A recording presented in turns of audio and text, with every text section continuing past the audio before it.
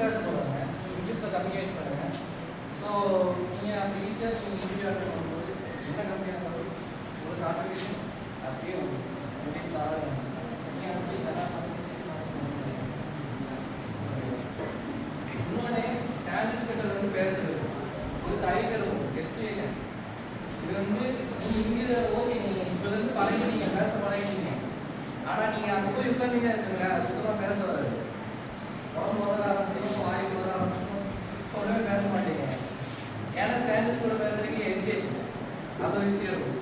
நீங்கள் ஒன்றும் இல்லை, நீங்கள் டே லைஃப்பில் மினிமம் பஸ்ஸில் போயிட்டு வரீங்க, உங்கள் ஃப்ரெண்ட்ஸே இருக்காங்க, நிறைய பேர் இருக்காங்க. ஆனால் உங்களுக்கு பாதி பேர் தெரியாது. கரெக்டாக இருப்பீங்க, பேசிக்கொள்ளாங்க. ஸ்டாண்டர்ட்ஸ் கூட புதுசாக பேசிக்கொள்ளாங்க. பஸ்ஸில் போகிறீங்கன்னா பஸ்ஸில் பக்கத்தில் யாராவது லேடிஸ் போகிறாங்க, இல்லை ஜென்ஸ் போகிறாங்க, யாருமே தெரியாது. சும்மா பேசி கொடுங்க, சும்மா அப்படியே பேசினே இருப்பாங்க. நீங்கள் போரே அடிக்காது, நீங்கள் பஸ் ஏறி யாரும் 2 வரைக்கும் போரே அடிக்காது. நீங்களே பேச ஆரம்பிச்சிருக்கீங்க.